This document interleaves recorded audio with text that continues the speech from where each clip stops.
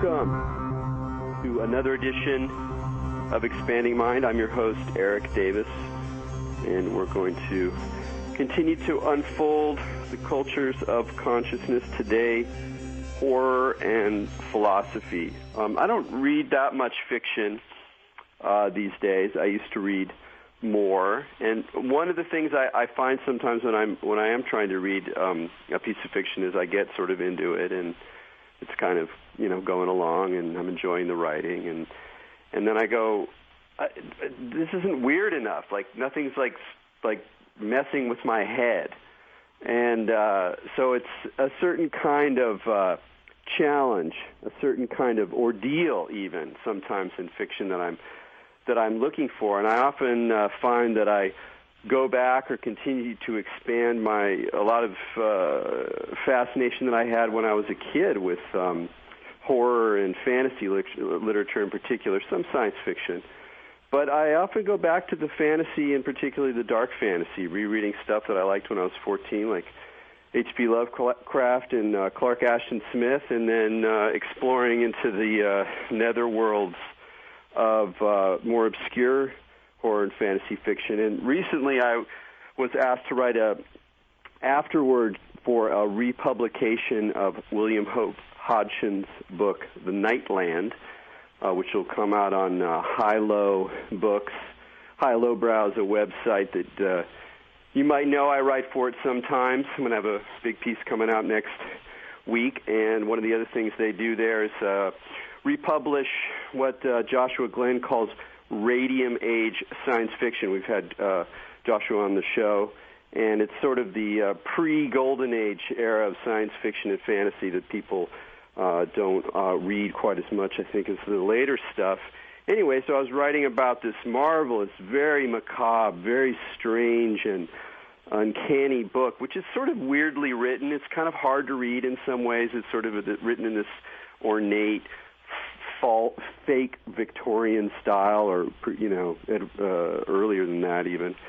But in trying to describe this world and the uncanny power of the world that Hodgson creates, this alien-like Earth that's many millions of years in the future when the sun has died and the world is ruled by night and the creatures of the night. And it's sort of realistic in a scientific sense, and it's also supernatural, as if some kind of gaps in the cosmos have opened up, and almost like proto-Lovecraftian deities have entered into this world. But it's also phrased in a very naturalistic way. These guys, the last remaining humans live in this arcology, this immense pyramid, and they never really go out into the nightland, but the one hero guy goes out to get the girl, et cetera, et cetera.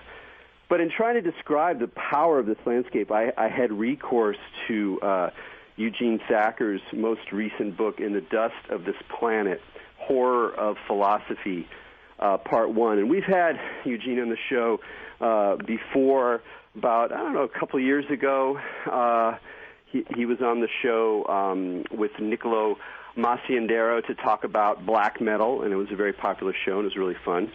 And it's sort of funny because I knew Eugene as this guy who wrote this really cool essay about the history of demonism in the context of black metal for the book that those two guys had contributed to and worked on. But he's also this very well-known philosopher, media theorist who's dealt with some cutting-edge issues at the time, like biopolitics and a lot of other very interesting work. He came out with a solid scholarly book called Afterlife a couple of years ago, but he's also a writer of experimental fiction and is fascinated by horror and black metal and related macabre topics. So I'm very happy to have Eugene back on the show to talk about some of his work. But before that, I'll bring on our co-host here on Expanding Mind, Maji Dao. Maji, there? I totally am. How's it going, Erik? There was some weirdness with the iChat. You were kind of going in and out mysteriously. Yeah, I don't know. Computers, they freak out when I touch them, Do you have a weird relationship with computers and technology? Where God, it's so annoying. I can't do much with them. It's always like an ordeal.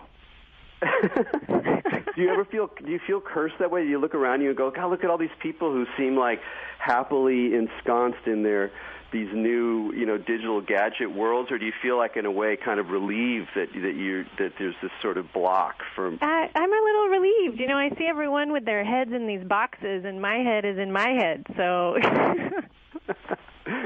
That's good. Hey, so who's your favorite horror writer? Oh man, I'm glad you asked me, because as you were talking, I was just like, yeah. Because I love all that stuff too. But I wanted to ask, have you ever read any Algernon Blackwood? Sure. Oh, I love that's like mess with your head type of like dark Victorian horror.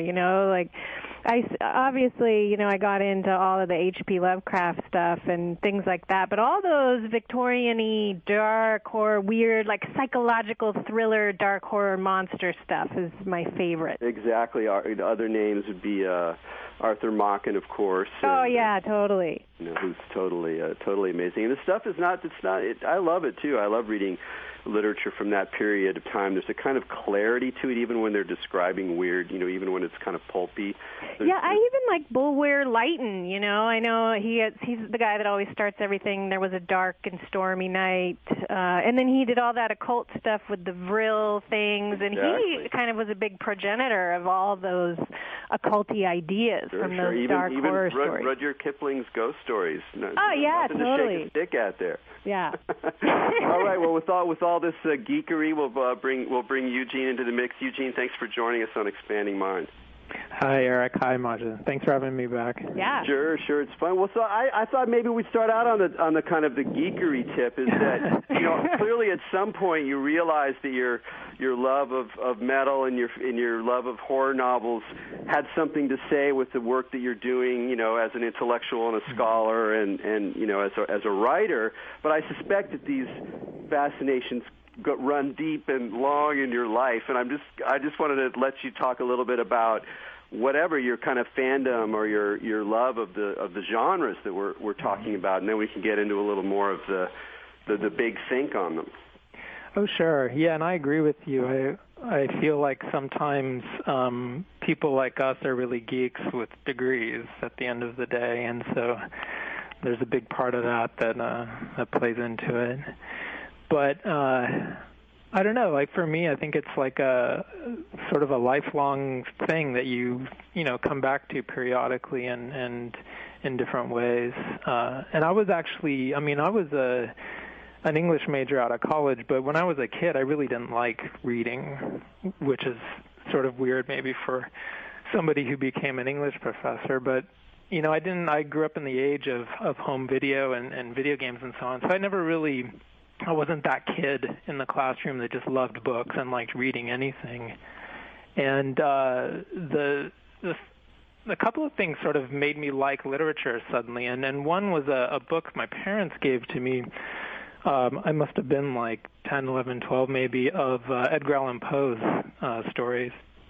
And going through those was a real interesting experience, because the stories that appealed to me were actually not the sort of gross out stories, but they were the sort of more mysterious mood sort of pieces, almost like they were these abstract kind of idea pieces. And I specifically remember reading The Pit and the Pendulum. And if you take that story and you chop off at the very end where the people come and rescue him and you realize he's in this torture chamber of the Inquisition.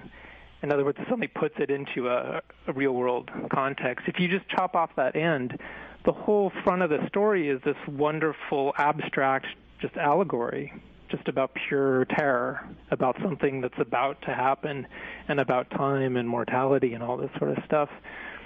And that sort of, not trying to carefully give you a realistic setting and characters and dates and names and not even really, there's not even a narrative to that piece. It's hard to even say that there's a narrative arc in it. The abstractness of that really sort of appealed to me. And I remember the same period also reading another book my dad gave to me of H.G. Wells' short story, and there's a little piece he wrote called The Red Room that's sort of this ghost hunter type story, but the bulk of it is just an exploration of this really creepy room in a haunted house. And nothing particular happens. It's a completely abstract sort of meditation on sort of the gothic and haunted space.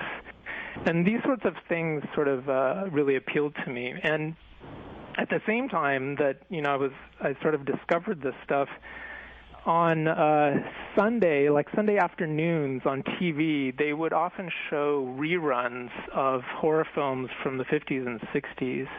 A lot of the Hammer horror pictures with Peter Cushing and Christopher Lee, but the ones that I really loved were the Roger Corman, Edgar Allan Poe movies that he did in the 60s. And The Pit and the Pendulum and The Mask of the Red Death, the art direction on those and the cinematography are absolutely astounding to this day. I think just the use of color and space and the setting and everything. And so I think the combination of those two things, growing up watching horror movie reruns on TV and then being introduced to people like Poe and later Lovecraft, instilled a very particular sort of geekdom in me that wasn't really, I would watch, sort of stock and slasher movies like every kid would, but it was really these sorts of stories that appealed to me, and they were stories that were more abstract. They were about concepts more than narrative. They were more about what you couldn't see or couldn't say. And so I find myself over the years coming back to those kinds of things, not always in fiction either. It could be in philosophy or in other areas as well. Well, one of the things that I learned from your book that I was able to kind of put together were, two domains that I already was interested in, but I never quite made the connection, is that, one way of describing that particular aspect of horror that is appealing is the sort of, the atmospheric or what is, or the unknown or the mysterious, and that even if you take a fiction that has a very propulsive plot, if you take a piece of Lovecraft, where you get the sense that there are these creatures, and you don't quite know that much about them, but they're definitely screwing around this guy's life. We know it's a supernatural story. We know it's not totally abstract. There are these moments of atmosphere or of just sort of mood. Is often they're in the description of the places.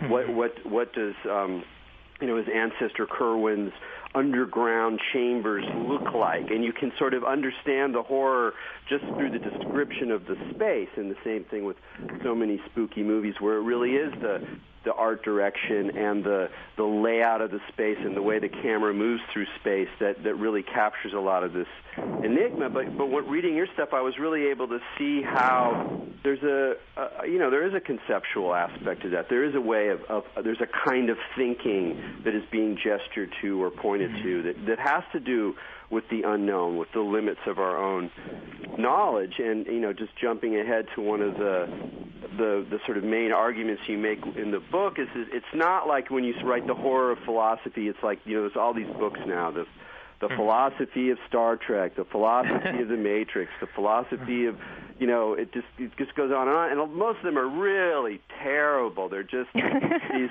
really stupid kind of logical problems that are set forth through the plot that then they kind of analyze, and you're like, whatever. But you're making a very, very different point about horror and philosophy. You're really thinking is that horror is the way to get up close to that which we can't think, or to the edges of thinking, to the places where thinking breaks down, which is, of course, a philosophical problem. It's a problem of mysticism, which you also talk about.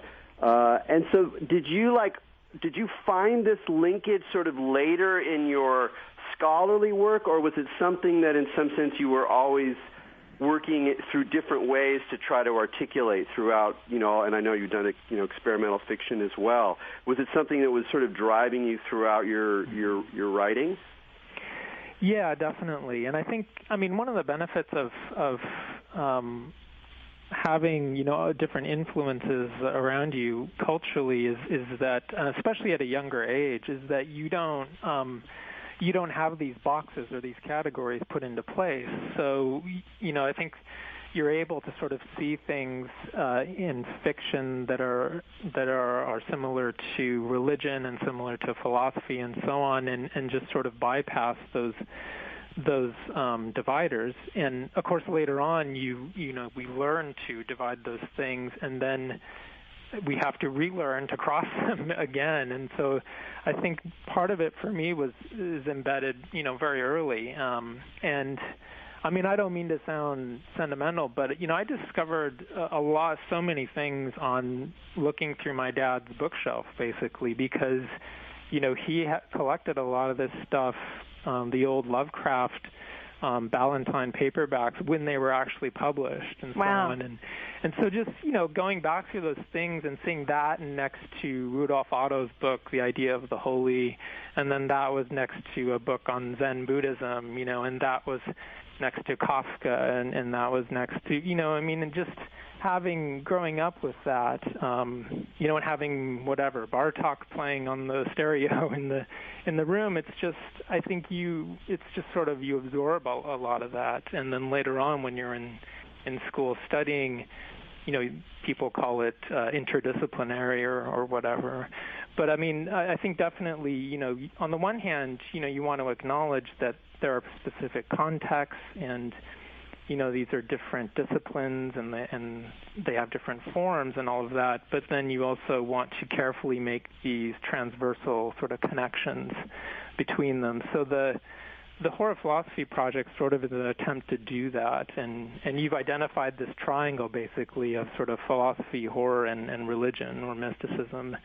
And it's an attempt to try to make these careful sort of, crosscuts between them and see if there is something that's happening there. And for me, I think there is, but you're right in that it begins very much as an intuitive or impressionistic thing, and then, hopefully along the way you can articulate it and make it clearer. Well, one thing this raises for me that it's just actually a flash. I was reflecting on this morning when I was sort of reading about the history of basically the origins of eclectic modern mix and match spirituality within the West, and really going back to the 19th century and showing how it's linked to liberal religions. And they were talking about some of these early figures who were moved away from their Protestant background and started to become interested in other religions and would travel and kind of enjoy these spaces, and he was talking about the way in which it wasn't always clear whether these observers would appreciate the rituals as religion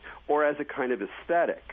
And I realized that for me, and partly from that same kind of background that you're talking about, the same stuff on the bookshelf or similar mixes or whatever, is that the difference between like a profound aesthetic experience and a profound mystical experience and the response to a religion or the response to a fiction that has some kind of numinous aspect to it, it doesn't exist. Like I never really made that link, and it's only now that I'm like, oh wait, I'm supposed to learn that's like a leap that I have to kind of articulate, where I just never really made that distinction, so that the idea that inside of a horror novel I could find a moment and that moment would stay with me the way that some insight I'd have in a meditation pillow or something I'd have in some excruciating personal experience. That there's a continuity there that I think we do often lose later. If we're in the business of articulating the difference between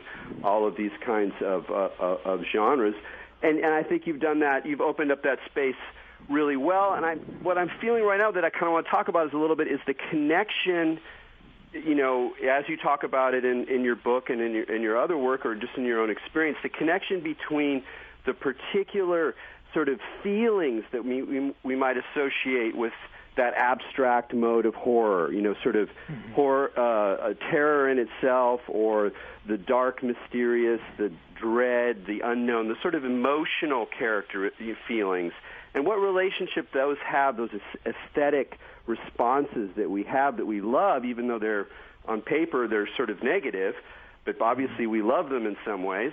The connections between those feelings and thought and thinking and the philosophical issues that you raise in your work.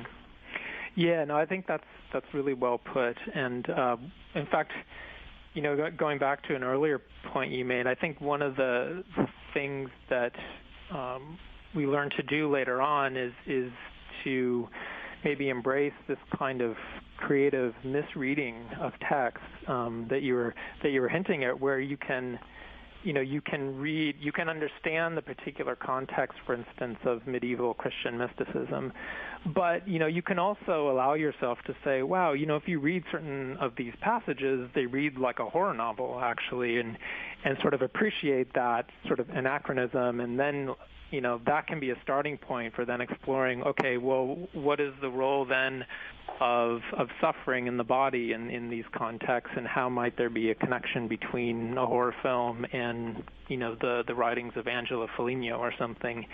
And so I think that there is, it's not simply an arbitrary kind of whatever goes. I think that you can articulate a method out of that, but it also involves this sort of interesting, careful misreading of texts and reading them in different ways, and vice versa, understanding the profound, I think, mystical elements in weird fiction. Even though people like Lovecraft were devout atheists, there still is this deep kind of mystical thread in those works as well. But the point you're bringing up, I think, is a really good one, and it gets to one of the core sort of philosophical problems is not only the relationship between thought and the world, but also the relationship within us as thinking subjects between a sensory, affective, and aesthetic domain, and then a speculative and ideal domain. And unfortunately, we've inherited a lot of baggage in the West from Plato and from Descartes and from various other people that are sort of the way in which we go about the world in an everyday kind of mode. But for me, it's precise what makes these works interesting, what makes supernatural horror interesting, what makes certain aspects of philosophy interesting, what makes certain aspects of mysticism interesting is precisely that they provide these instances that sort of transgress those kinds of boundaries, or at least complicate them or frustrate them in some way.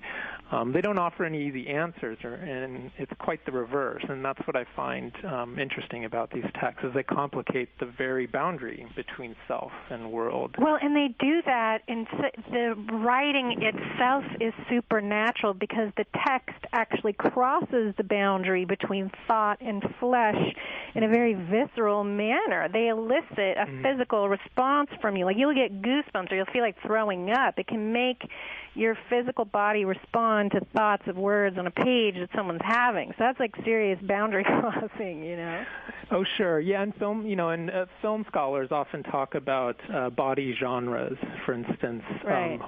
Horror and comedy, even porn, that you register these on your body, because you're convulsing with laughter or you freeze in terror or something.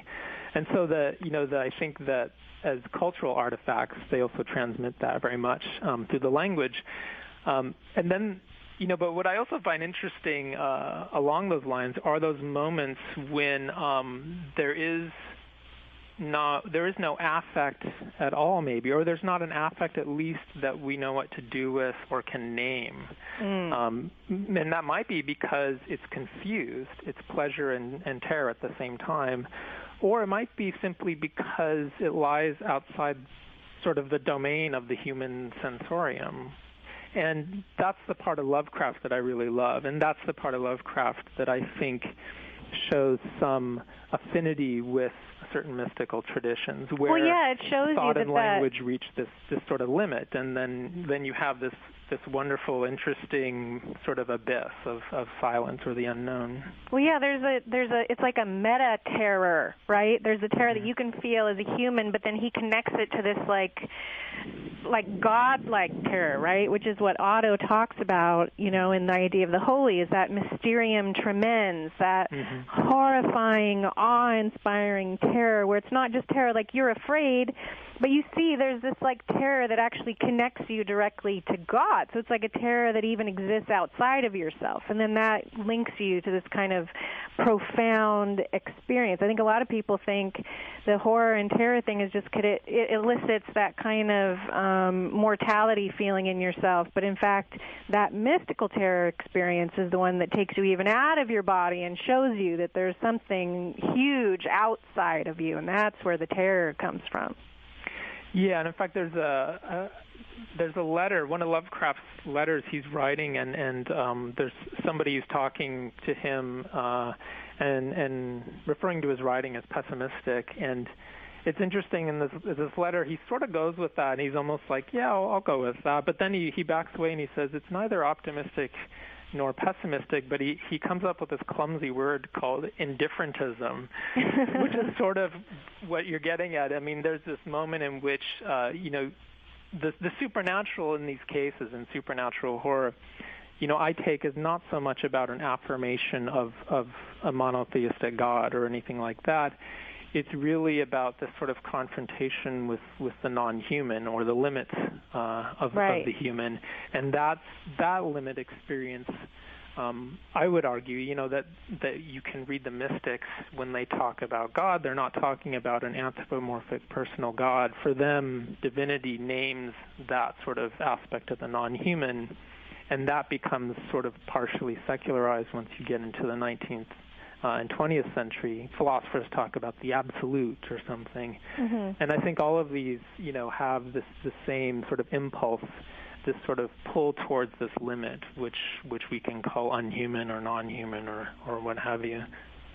Well, one of the things you do is to take that idea you've just sort of introduced, this sort of non-human, and to one of the things you talk about in your book, you're saying, look, we're going to talk about medieval mysticism here, which is like hardly a dominant, flavor in our contemporary world. Even our mystical modes, if you want to think about meditation or whatever, they're bound up with very different dialogues, even within Christianity. What's going on with Pentecostalism has very little to do with this the dark side, or the dark mysticism, the night mysticism side of Christian mysticism, what they call apophatics, where it's all about what you can't say and all of that. And you're like, in a way, this is a very arcane mode of thinking, and yet you find a connection between that mode of mysticism and a very real problem. That's a problem that philosophers are talking about now, whether you want to think about speculative realism or just on a more general level in terms of ecology, which is just what is the relationship between ourselves and what's not human, this non-human world, this world of objects, world of cosmic forces, world of flows in nature, aspects of the body even that are not assimilable to my mind. And what I would love to do is maybe actually, we've got to take a break here in a second, but I'll let you, give at least a sort of setup for how you would phrase that problem right now. But there's something new happening. I guess what I'm saying is that, philosophers have always worried about what's the relationship between mind and the world. And the kind of allowance for the non-human that you're talking about and that you see mirrored in horror and in medieval mysticism and other places, it's a certain kind of way of allowing the otherness of that object or those things out there that really allows them to be non-human, and to be non-human in a way that we may not, or in some ways cannot, really really understand. There's a real limit there, and you're kind of addressing that limit. So I'd love to hear you frame that problem. Yeah, I mean, actually, in the opening of the book, In the Dust of this Planet, I tried to sort of come up with a language for talking about this relationship, and I said, we know that we as human beings live in a very human world. I mean, just looking around, it's a very human-centric, anthropocentric world. And in fact, we view the world, we make demands of it and sort of place ourselves at its center. So it's really a world for us as human beings. But we also know via our daily experience and via the sciences that, there is an objective world out there that has properties and that can be studied and that does things whether or not we are present. And, this is a world in itself, kind of, and we can study that world, in the past before human beings existed and even projected into the future. And this is fine, and this is largely that self-world dichotomy that you were talking about before. But I think that there's this third mode, which I've called the world without us, which is sort of a paradox. If we think about a world without human beings, well, there would still be somebody to think that very thought, and so you're always reinscribed back into that circle. But it's sort of a way of pointing at this limit that's really an irrevocable limit, kind of, and a world that sort of is indifferent to our desires and what we expect of it or want of it or demand of it. And it's a world that's ultimately sort of indifferent. And that sort of realization can be a source of discomfort or of profound speculation, depending on how you approach it. But I think that epiphany sort of arises both in supernatural horror and in certain mystical texts. Well, that's great. We'll stop there and we'll take a break and have a lot more to dive into when we come back. You're listening to Expanding Mind with Erik Davis and Maja Dawu. We're talking with Eugene Thacker, professor of media studies at the New School in New York, and we'll be right back.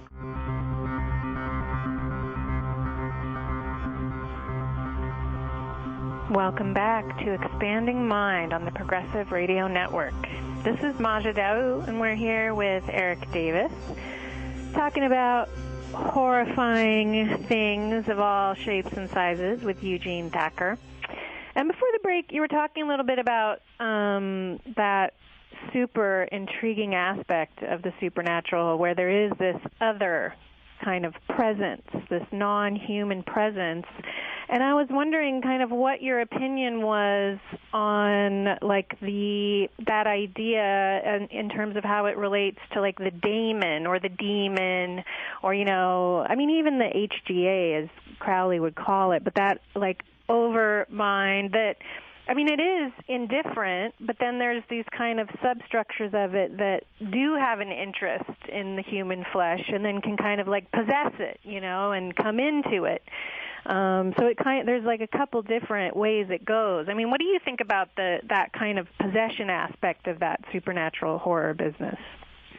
I find it really fascinating, and actually in some of my seminars, what we talk about is the interesting boundary between mystic divine ecstasy and demonic possession, right? Which was not always clear to our eyes if you read these texts blind side by side, and it certainly wasn't clear to people of the time, and this is the stuff of the witch hunts and persecutions and so on, and an entire sort of scholastic fields of demonology were built up with sort of manuals and guides, for being able to distinguish in a trial if this is a case of demonic possession or divine ecstasy, and so on. And that whole, history, I think, is really fascinating because you have, if you look at some of these documents, for instance, you have all sorts of evidence being brought in, and in some cases, real sort of hair-splitting uses of logic in different ways. Not only theology, of course, but also the medicine at the time, and physicians would be brought in to try and diagnose, is this an epileptic fit, or is this actually a case of somebody being possessed? And there's this really uncanny sense of anything being possible. Anything could be possible, whereas today we're much more likely to say, oh, this is somebody that's mentally ill, and they just say that they're being visited by demons. But that period, the early modern period, is really interesting because all of those boundaries are being sorted out.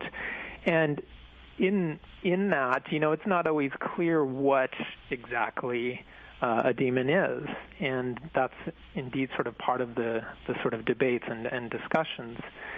And certainly we have pop cultural images of sort of goateed Mephisto-type trickster sort of characters.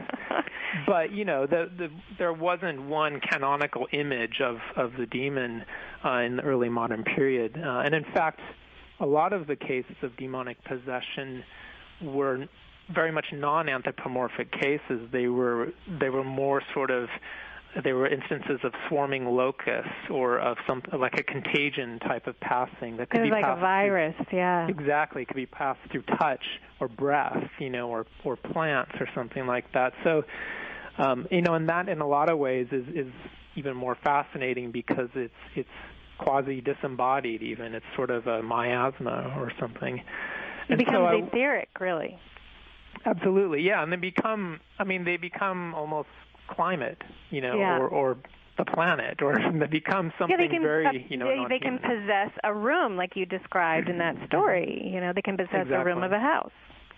Sure, and they can be thoughts, and they can be all of these different things. And what I was interested in doing is looking at that, again, doing this sort of creative misreading and looking at that not only as if it was sort of a work of horror fiction, but looking at the ideas at play in those works and in those debates. And through that, the demon becomes not this sort of, horned figure that's trying to do you ill will. It becomes this incredibly ambivalent sort of stand-in for the non-human world and the world that is that seems to be acting against us, or that we feel has malcontent towards us. But it really is this alterity, and it sort of becomes a stand-in for that. Well, and that's so important because, it's like you said, there's that fine line between the demonic possession and ecstatic state, right, where people get kind of, if you will, possessed by God, right? Like in the saints, sure. The only difference between the saints and the witches is kind of that they would call their epileptic seizures different things. They were kind of like experiencing the same thing. So when you put it in that kind of context, it really starts to get interesting, and you can see that it's not these, like you said, sort of malefic entities, but more like a thing that exists, that can come into us and go out of us, and is kind of always there somewhere outside that we can't really see. Yeah, and it's there's a spontaneity of those experiences that I find interesting, at least in the accounts that we have of them. There is this interesting spontaneity that actually, in a lot of the cases, is incredibly physical and involves physical suffering, and it's not just the demonic cases. Before I mentioned Angela Foligno, who's a 13th century Italian mystic, and she has these incredible passages of her experience of divine ecstasy that she describes herself in a plaza in front of the church and suddenly feeling all of her joints dislocating, and she crumbles to the ground, and she's in so much pain, and she can't even cry out, articulate her words, and so these moans sort of come out, but they sort of are described as almost like a song in this strange way. And there's tons of these examples that involve the divine, the quote unquote good part of it, but that are incredibly ambivalent, and that again cross these boundaries between the human and the non-human, and the absolute limit of experience. One of the things that strikes me about a lot of this, discussion we're having about the ambivalence of the sacred is that even though we can look at it, historically, you can talk about the Rudolf Otto's idea where there's a kind of terror mixed in with the awesomeness of the divine, or you look at the lives of these mystics, or if you look at traditional quote unquote primitive religion where there's often a real intensity, possession rites.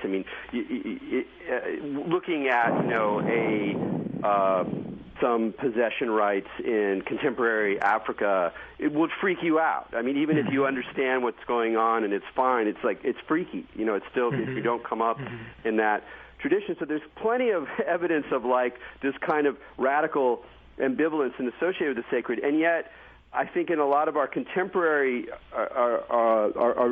contemporary spirituality is very toothless in a lot of ways because of its inability to really engage that stuff. And there's this sort of idea that like that, you know, on your meditation pillow or in the retreat or whatever, you get to this sort of place of like calmness and serenity and maybe sort of an ambient joy, a kind of, and then it kind of goes into this sort of self-help thing where it's all about having these positive emotions and kind of da-da-da-da. And it's like something is missing because, and I'm thinking specifically in terms of contemporary spirituality, that people don't know how to deal with these much more difficult, ambivalent, and sometimes distinctly dark, pessimistic, empty kinds of ways of perceiving reality, or perceiving, you know, or encountering the edges of your ability to perceive reality. And it's just really interesting to me how there is a positive and productive role for these states within a larger kind of, I would say, within a larger sort of spiritual worldview, recognizing that term is sort of vague and, you know, people mean different things by it. But really, I just mean like an engaged, an engagement with the world that allows for those kinds of non-ordinary experiences and perceptions. Mm-hmm. And so you've really kind of unearthed, you know, a whole set of things that are really quite powerful. But I did want to sort of go, okay, I get it. So that the ambivalence, even the horror, even the physical suffering, even the kind of the monstrosity can be associated with this non-human reality. But it's also the case that you find in the records of mystics, in people's experiences, modern, non-modern, that there's also a way of encountering even the indifferentness of the cosmos that still has a warmer, fuzzier, wow, we're all sort of woven into this great mystery that we'll never understand kind of vibe. And I'm curious how you make that distinction, or how you see the more positive accounts of mystical encounter with the otherness, let's say, of nature or of the cosmos, the night sky, with this more ambivalent, you know, more dark kind of current that also runs through mystical experience. Yeah, that's a really great point, and I like your image of the taloned religion, or the religion with claws. That's interesting. This is a really tough one for me because, I mean, part of me is very critical, as you're pointing out, of the sort of new agey appropriations of all this stuff that ends up just being another form of therapy. And I'm even sometimes very critical of sort of the obsessiveness of sort of intense experiences. Mm-hmm. And a lot of that seems very American to me, you know, seeking out extremes in all of its forms. And, you know, certainly, you know, as you're well aware, a lot of the scholarship in the philosophy and history of religion has sort of unpacked what experience means in a lot of these cases, and it's not always as present and as self-apparent as it seems. So I feel ambivalent about that stuff. I also want to stress too that I'm not necessarily on the side of all this stuff. You know, I think that there can be this perception that if somebody's writing about this whatever darkness, mysticism, they're promoting it or they're on the side of it, and that's not always the case for me. I mean, I think to really appreciate the sort of the horrific aspect of it, and Lovecraft, you know, is aware of this in his letters too.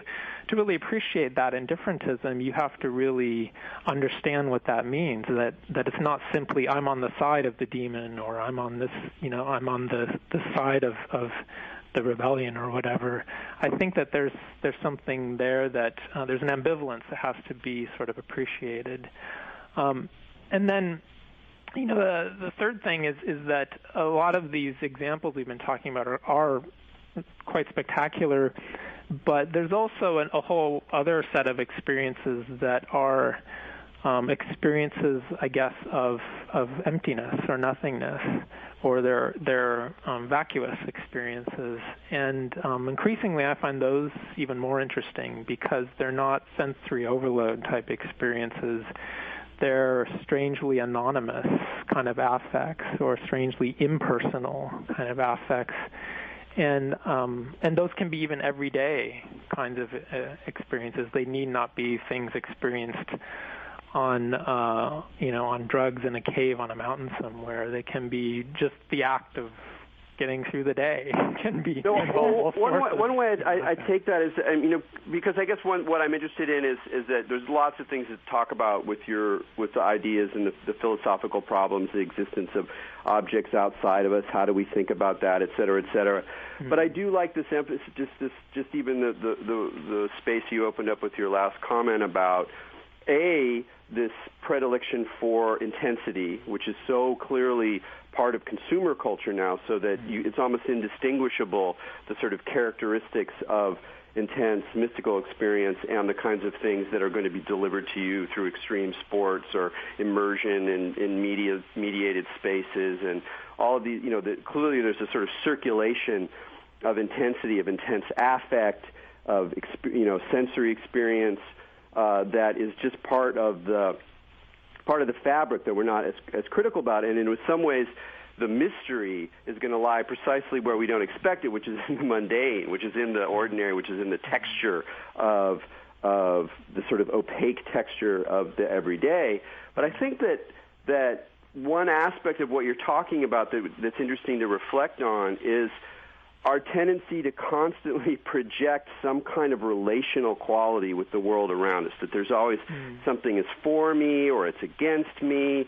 It's part of a world that I can map and understand. I have a word for it. I have a language for it. And part of that indifferentism that you're opening up ambivalently, not saying it's like, oh yeah, we got to embrace it, but it's right. You are articulating something that is unfolding a way that mystery or the outside leans into our lives and our thinking, is precisely to get to that point where you almost catch yourself in the projection. And in a way, you can't do anything more than that. You can't say, now I see what the thing actually is. You're like, what? I don't know what that is. That's just another story. But you can catch yourself and almost cultivate these relations where you're not telling a story. You're not just absorbing the thing into your tale or into your map. And it might have kind of a quality of boredom or indifference or flatness or a mere surface to it, but it actually conceals something in a way much more potentially profound, whatever that means, than another like high, another sort of intense glimpse at the peak of some sensory overload, which itself can get very easily recuperated into, business as usual. So can you talk about that moment a little bit more, that those experiences or those views, those perceptions that you're more intrigued by that have that quality? Yeah, I think a lot of the things that you've just pointed out, for me, center around the problem. We've been talking about the non-human and the unhuman a lot, but around this larger problem of humanism and that legacy, especially in Western culture, that still is around with us today. There's a humanism of science just as much as there is of the humanities and the arts and so on. So I think, I don't know, for me,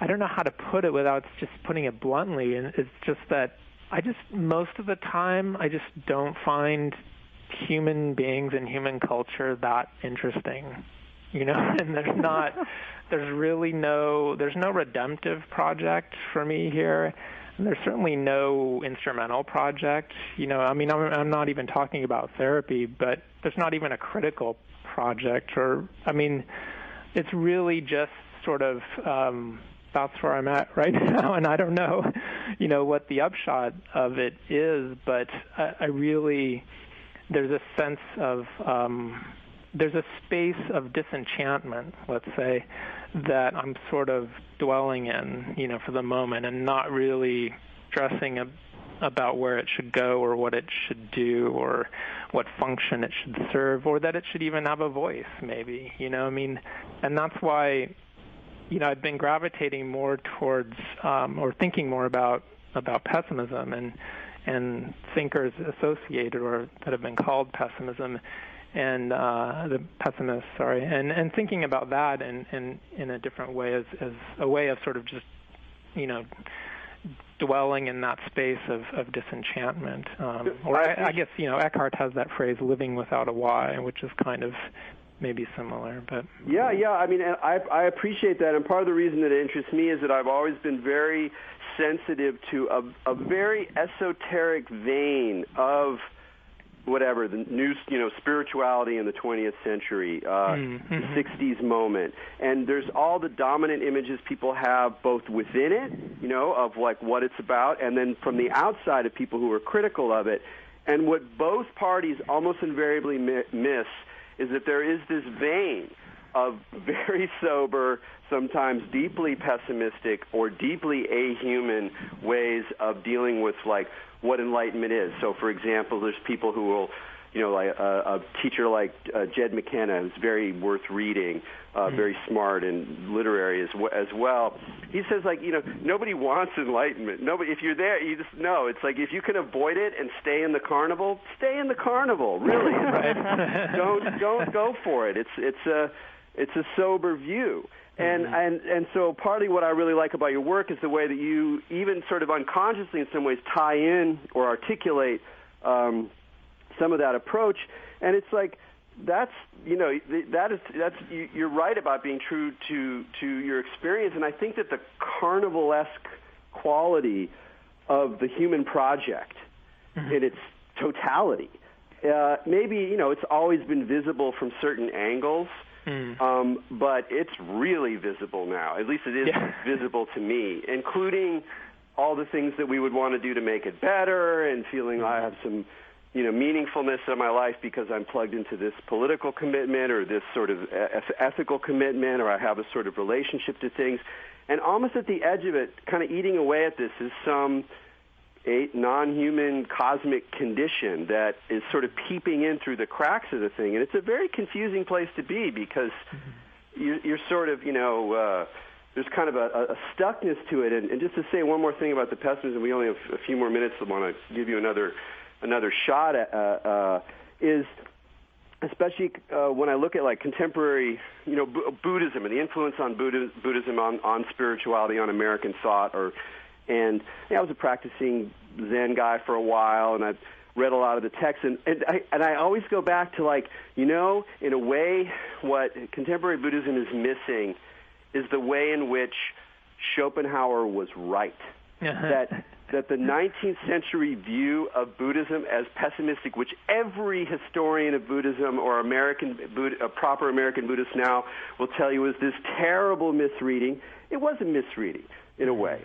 A creative misreading, but there's some legacy there of thought, of Western thought, of global thought that's really key that people don't really know how to deal with. They don't really know how to, like, take that on and go through that. Really to look at the aspect, let's say, of Buddhist thought that's very ahuman and very good luck, buddy. It's not into a rosy light, and I think that we're talking about something that's a very real part of our world. But what do you write because you feel it, because it's just coming through you, because you want to talk to other people, want to resonate with like minds? It's your job. What keeps these great texts coming out of your fingers?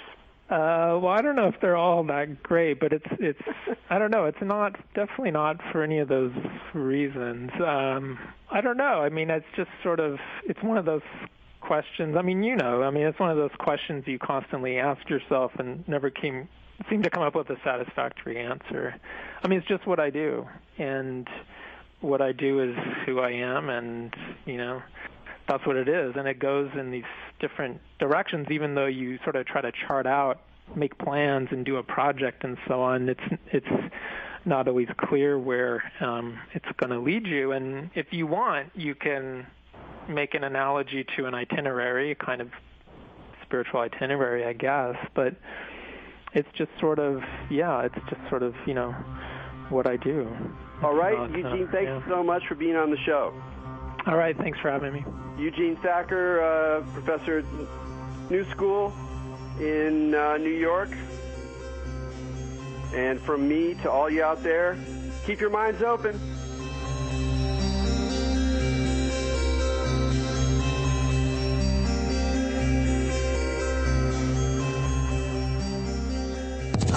This is Maria Heller, and my show, The Maria Heller